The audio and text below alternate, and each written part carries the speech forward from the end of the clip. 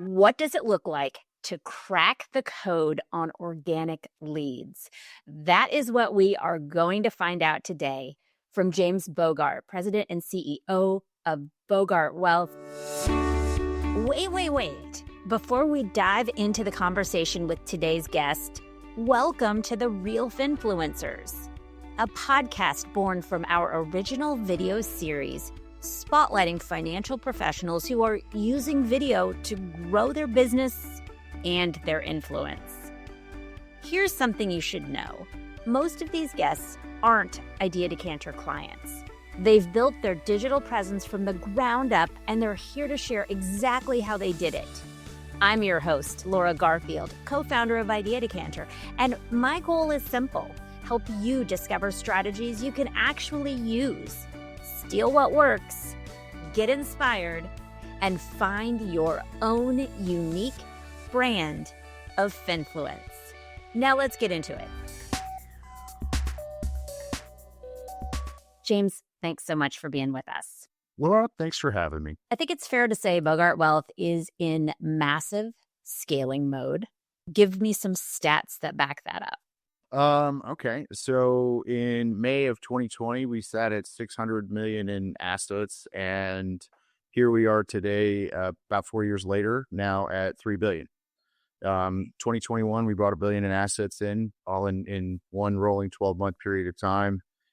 We went from 12 team members to now we have 43 team members. So pretty much every system, process, redundancy, either was tested or broken along the way. And what's interesting now is we're actually having to throttle back on our organic lead flow because we can't get advisors fast enough. And it's fascinating to me because I spent the better part of 15 years building these systems, these processes, these different organic lead flow engines. And in a lot of cases, out of necessity coming off the pandemic, we had to pivot, we had to adapt, and we did it really well. I'm a little biased on that, but we were able to then, where we were having a whole cadence of live events prior to the pandemic. And by the way, those were successful. We were very systematic and formulaic with them. Every live event we were doing was getting anywhere from 50 to 80 people at it. Of those, 35% approximately were brand new attendees. Of the 35% they came in, who came to an event would come in for a consultation, and 87% would become clients. So we just treated it like a funnel, and it was a pipeline where the more live events we did, the more new attendees we got, the more initial consultations we got, the more new business we closed, and it just kept continuing building this pipeline. And what happened in the pandemic, as we all know, is we couldn't do live events for a period of time, at least. And I would say out of fear, but also necessity, I very quickly made the decision to move to digital marketing. And again, unknown. And it was fascinating. March 23rd of 2020 was the first Zoom I'd ever done, let alone Zoom event I had ever done. And the first event I had 397 attendees at it, with another 700 people who watched the recording of it afterwards. And all of a sudden, I'm mind's blown. I'm thinking to myself, what have I been missing for so many years here in terms of client acquisition? And now I understand, had a very captive audience at the time. Everybody was staying home. But at the same time, too, what it did was it removed all of the geographic footprint that I'd had in place. Like, for example, if we did an event in Virginia, we'd only get people in Virginia that would come to the event, or Texas, only people in Texas would come to the event. But all of a sudden, we no longer have geographic constraints. And next thing you know, boom, we're finding just this logarithmic growth that's happening. The other thing that was happening was it removed the opposition or barrier, people who don't want to come to the rubber chicken dinners or the live events that a lot of advisors do. Now, all of a sudden, it's a very safe place. They can get very impactful, valuable content. And they realize that this is an organization, Bogart Wealth specifically, that knows their benefit programs. We went real deep within their educational offerings. And then it made us in this position of subject matter expert so that when a life event was happening, we were the go-to. And with certain companies now, we're perceived as more knowledgeable about their benefit programs than their own HR departments.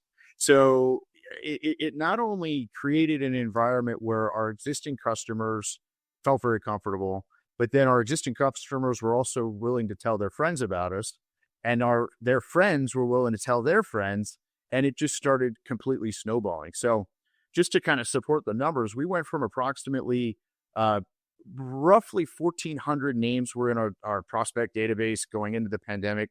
Now we're sitting well over 80,000. And a lot of that, I mean, I will admit some of it, we've done some acquisition strategies on getting contact information, but a lot of that came purely from referrals and organic lead flow. Well, when you do a dig through your YouTube channel and go to your oldest videos, this absolutely backs up what you're saying, because 4 years ago, we're in a pandemic and you start posting content to YouTube. And it's always interesting to look at the old stuff, but I want to pull up the most popular. And this is the 17,000 views on your mega backdoor raw strategies. This is a 45-minute webinar. This is a deep dive. What do you attribute success to here? I'd love to say charm. No, truthfully, I think it's creating very timely, very relevant information that is specifically targeting some demographic. And mega backdoor strategy was one that a lot of people were very interested and engaged in. By the way, we still do even more up-to-date, fresher versions of these presentations. But again, it was targeted to the demographics that we were going after. And because we were doing it in a manner where we were able to very, very specific, I would say that it's a rifle shot as opposed to a shotgun shot. We were able to then really get a lot of momentum and volume off of those videos very, very quickly. And by the way, I would actually tell you the views that you're seeing here are diluted, because that, for example, is a video that we've done probably 5 or 6 more times since even that original one. So that number is actually probably closer to 50,000 total views if you use all the versions of the mega backdoor presentation. What do you think is interesting, right? So like we made this leap from practice to enterprise very, very quickly. We found that we were having a massive bottleneck when I was doing all of the videos or all of the video content. Prospects only wanted to talk to me. And so very quickly, one of the pivots that we had to do was get other individuals in my team to do presentations. And it enabled us to be able to very logarithmically pick up more momentum where prospects were very comfortable with other members of the team, and it allowed us to scale that way. Yeah, I see different faces in your thumbnails. Did you have to do any arm twisting to get team members involved? Not at all. No. I would say, this is a part of our culture. Yeah, one of our core values is education. One of our core values is growth. I think, we hire directly related to our core values. So the fact of the matter is that sure, some people are afraid of the camera, right? And so we kind of inch them in a little bit slower into things that I think are a little bit more comfortable for them. And then next thing you know, it just starts to compound and they get bigger and bigger and bigger. And now, we're at a point where every advisor in the firm participates. By the way, we have a podcast series now. All the advisors are participating in that as well. I even have the associates as they're coming in, they're starting to participate. I will admit that stuff's not getting a lot of push behind it in terms of SEO, SEM, and metadata type of work. But at the same time, too, it's very early on getting them in front of the camera, getting them comfortable with the camera. Now, all of a sudden, it's not scary when they have to do one of these bigger ones. Nothing gets someone more prepared than having a significant amount of practice. Yes. And it's almost a part of anyone's business growth plan. Like you have to be able to do these things as you move through your career, as we're looking at the next 5-10 years, being comfortable on camera, being able to do live interviews on a podcast, all so important. You shared with me a story that I'd like to hop into here about your advisory board and going to them and asking, what do you think of our content? What did they say? So for the last after the pandemic, just a quick step back.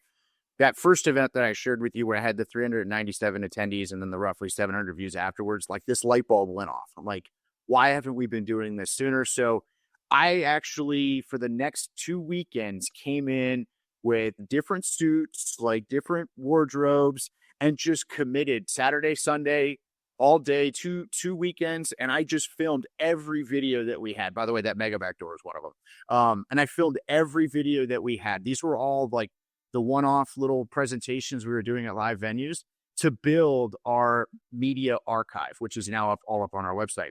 So fast forward to, it would have been beginning of this year. So we do advisory boards roughly every 6 months, targeting different demographics within our customer base. And I asked them, I said, what do you think of our content? And a lot of them said, well, what content, right? Like they didn't know about a lot of this stuff.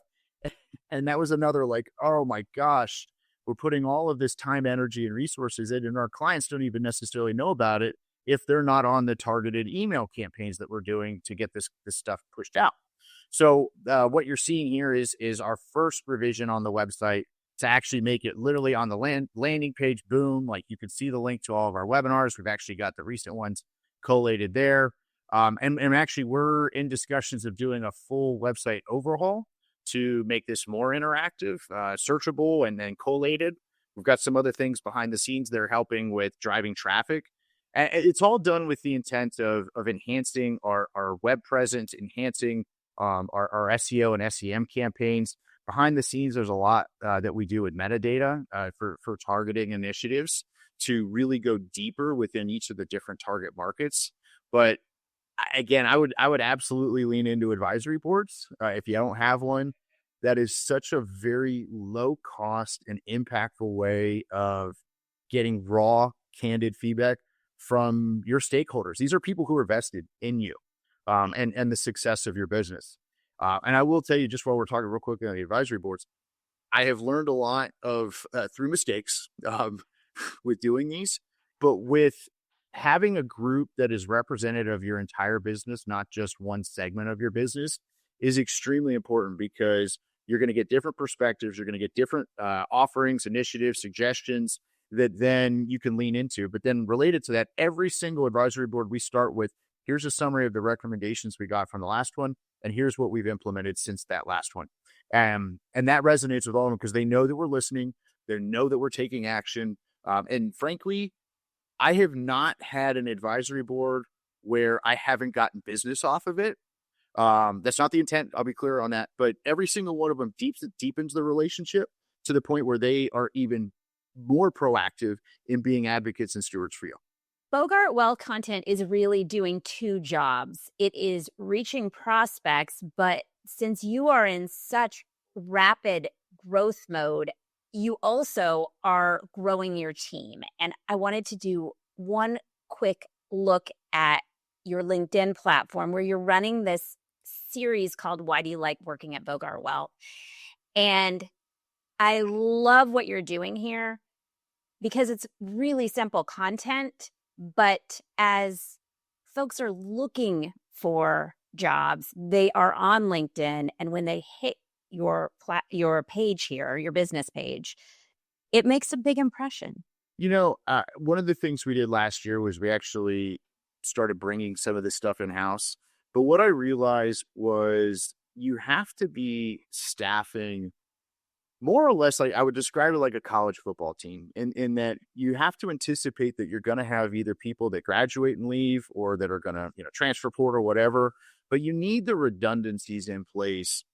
Not every business environment is expansionary, but the reality of it is being in a position to be able to not only anticipate, but also react to whatever the respective environment is, I think is important. And you need to be staffed appropriately for it. Like, for example, the pandemic presented ultimately a great opportunity with a lot of people who had needs, very specific needs, life events, whether it be moving, changing jobs, getting laid off, whatever it was. And the fact of the matter is we had the capacity at the time in order to be able to be those stewards, be those educators, be those advocates. And as we've continued to grow, I mean, we talked about the numbers, right? We went from roughly 600 million to 3 billion, about 600 households to almost 1,400. That's a huge undertaking. And by the way, the average account size of the firm is less than 2 million, right? So we're not talking big, massive institutional customers. It's a lot of volume. And so because of that, we absolutely needed to scale our staff. What I've been doing is actually, just as much as we have all of our organic lead flow engines in order to be able to bring in customers, we're now doing the exact same thing with attracting talent, because you can't have a client base coming in with no one to service it, right? So we're actually being very deliberate, very specific about it.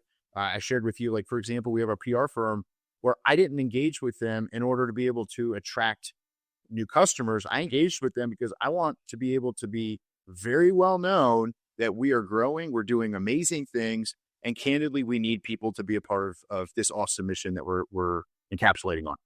Well, James, you've built quite a brand, and I like to end this by saying, if James can do it, you can do it too. James is a bit of an outlier with a massive company that is scaling at light speed. But fundamentally, what James has done with Bogart Wealth, you can do with your practice too. And if you want to build your authority and grow your practice with video, but you need some help, that's what we do at Idea Decanter. Oh, one more thing. If you're not already part of Idea Decanter's Real Finfluencer community, now's your chance to join us. Head to ideadecanter.com/join, and you'll be in. You'll get early access to advisor video tips, invites to exclusive events, and behind-the-scenes insights that you won't find on Google or even on ChatGPT. Whether you're just video curious or already knee-deep in content creation, this is the place to grow your influence with video. Don't miss out. And thanks so much for listening to The Real Finfluencers.